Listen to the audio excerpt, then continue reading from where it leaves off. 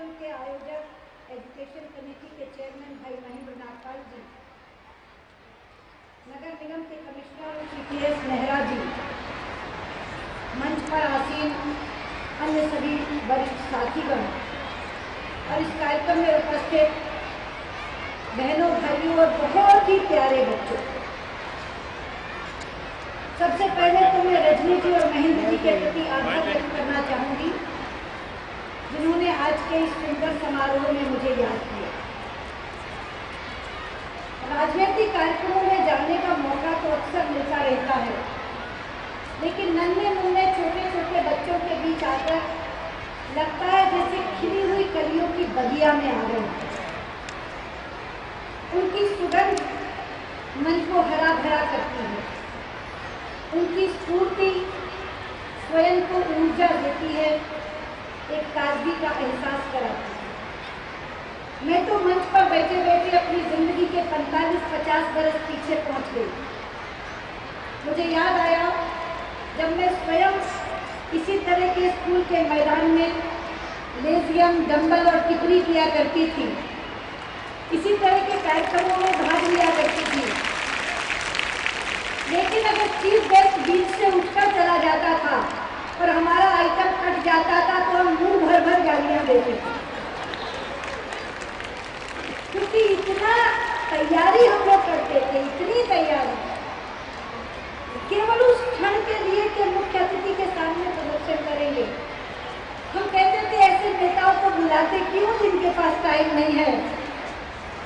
इसीलिए मैंने पहले रजनी जी से पूछ लिया था, जितनी देर का कार्यक्रम है मुझे बता दो, मैं पूरा समय मंच पर बैठूंगी और सारे कार्यक्रम देखने के बाद ही जाऊंगी, क्योंकि बालक मन को जो चोट पहुंचती है आइटम कट जाने से, उस पीड़ा से मैं वाकिफ हूँ। मैं सबसे पहले उन सभी बच्चों को जिन्होंने यहाँ प्रस्तुतियाँ की हैं हृदय से बहुत बहुत बधाई देना चाहती हूँ। और जिन टीचर्स ने, जिन अध्यापक अध्यापिकाओं ने परिश्रम करके इनको तैयार किया है, इस मंच से उनका अभिनंदन करना चाहती हूँ, वंदन करना चाहती हूँ। रजनी जी ने अपने प्रारंभिक उद्बोधन में बताया कि निगम 1741 विद्यालय चला रहा है और 10 लाख बच्चों को शिक्षा दे रहा है। मैंने उनसे बैठकर पूछा कि ये स्कूल कहाँ तक के हैं, तो मैंने थोड़ा झेपते हुए कहा कि प्राइमरी तक के। शायद उनके मन में कहीं ये भाव रहा होगा कि हम बड़े बच्चों को नहीं पढ़ाते, हम केवल प्राइमरी तक के बच्चों को पढ़ाते। मगर मैं कहना चाहती रजनी जी, प्राइमरी तक के बच्चों को पढ़ाना ही कच्ची मिट्टी को तैयार करना है।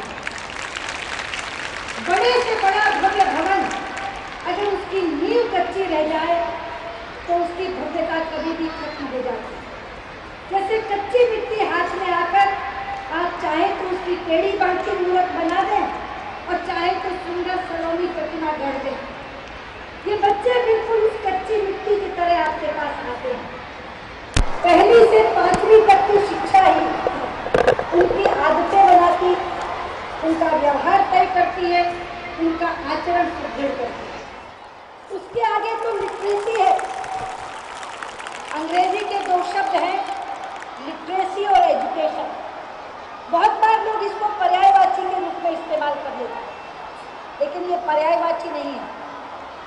किसी भी व्यक्ति को अक्षर ज्ञान देकर आप लिटरेट कर सकते हैं। आपने कैफे गए सिखा दिया, हिंदी पढ़नी आ गई, ABCD सिखा दिया, अंग्रेजी पढ़नी आ गई, 1 से 100 तक गिनती सिखा दी, हिसाब करना आ गया, जमा घटाव करना आ गया। ये केवल लिटरेसी है। आपने व्यक्ति को लिटरेट किया, एजुकेट नहीं किया। एजुकेट के लिए हमारे शास्त्रों में एक सूत्र वाक्य है, सा विद्या या विमुक्ता।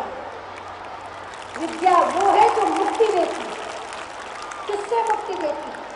उन तमाम संकीर्णताओं से मुक्ति देती है जिनके साथ व्यक्ति जन्मता है। जाति की संकीर्णता, भाषा की संकीर्णता, प्रांत की संकीर्णता, इन सबसे जो मुक्ति देती है वो विद्या है। और इसीलिए हमारे विद्यालयों के बाहर लिखा जाता है, तमसो मां ज्योतिर्गमय, मुझे अंधेरे से प्रकाश की ओर ले चलो। जिन अंधकारों के साथ बच्चा पैदा होता है, उनसे पहला कदम उस अंधकार से बाहर वो निगम के स्कूल में रखता है और वहाँ से प्राइमरी की शिक्षा प्राप्त करके जब निकलता है तो ज्योति पुंज बनकर निकलता है। छठी की शिक्षा से तो वो सीनियर स्कूल में चला जाता है, उसकी गढ़न तो हो चुकी। पक्की मिट्टी में आप नए संस्कार नहीं डाल सकते, लेकिन आपके संस्कार हैं जो बच्चों को संस्कारित करते हैं। मैं बैठी बैठी सोच रही थी कि आज कहाँ समय रह गया बच्चों को मैदान में जाने का। अब तो कंप्यूटर पर वीडियो गेम्स हैं, घर से बाहर निकलना ही नहीं।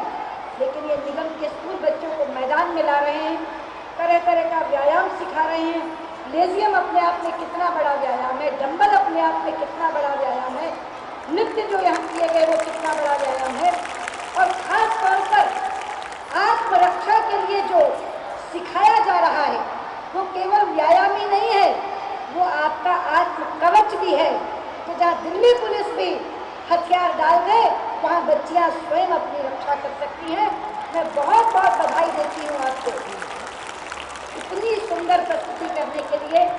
14 नवंबर का दिन पंडित नेहरू का जन्म दिवस होता है, लेकिन पूरा देश इसे बाल दिवस के रूप में मनाता है, क्योंकि बड़े लोग उन्हें पंडित नेहरू कहते थे, बच्चे उन्हें चाचा नेहरू कहते थे, और इसीलिए उनके जन्मदिन को बालकों को समर्पित कर दिया गया।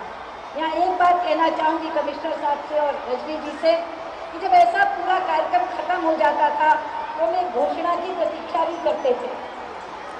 क्या थी वो घोषणा बताओ?